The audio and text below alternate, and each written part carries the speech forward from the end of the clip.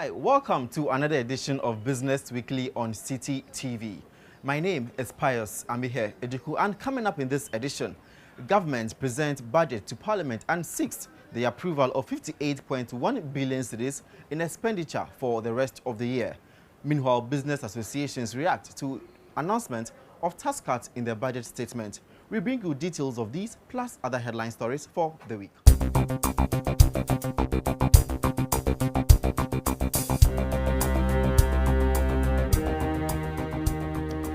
First story, government is seeking to spend 58.1 billion cedis for the rest of 2017.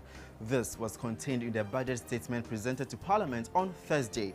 According to the Finance Minister Ken Ofori-Atta, the government is, however, expecting total revenue of 44.9 billion cedis.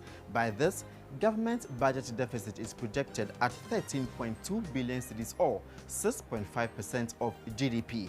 Meanwhile, government expects the economy to grow at 6.3 and 4.6%, with oil inclusive and non-oil inclusive respectively for the rest of the year.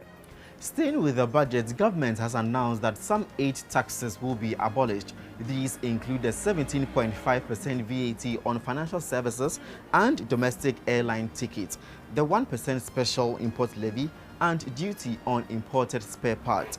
In addition, the levies on the National Electrification Scheme and public lighting have been reviewed downwards, but there have been mixed reactions from various sectors who have been affected by the tax cut. First, spare parts dealers at Abosiokan are highly confident that prices will be reduced and eventually culminate in the expansion of their businesses.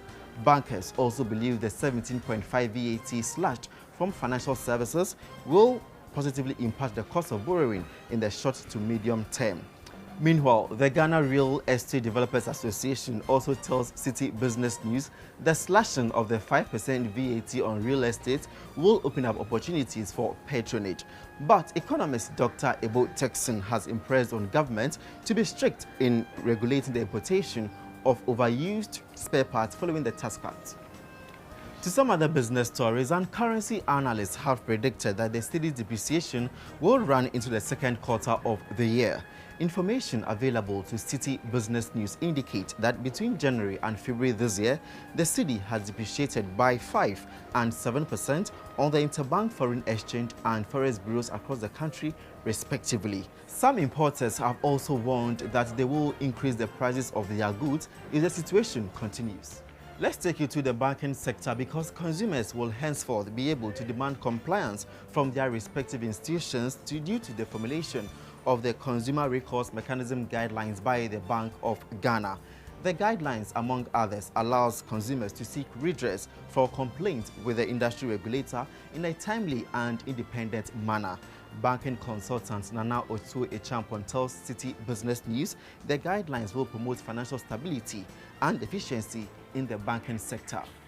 To the energy sector, and the Industrial and Commercial Workers Union (ICU) has renewed caution of possible job losses if the power supply challenges are not resolved anytime soon. The union contends that employers will be forced to cut down on labor sizes if they are unable to maintain their cost of operation due to the power supply issues. We end with some news in the aviation sector, and Air France says its operations in Ghana will facilitate the swift export of fresh agricultural produce from Ghana to Europe. The company that this week launched its Accra-Paris route. Chairman and CEO for Air France, Jean-Marc Janelec, also tells Citi Business News its Ghana operations will trigger growth in other countries across the sub-region. And that is it for this week's edition of Business Weekly on Citi TV. My name is Pius Amihere Eduku. For more of these stories, log on to citibusinessnews.com. See you next week.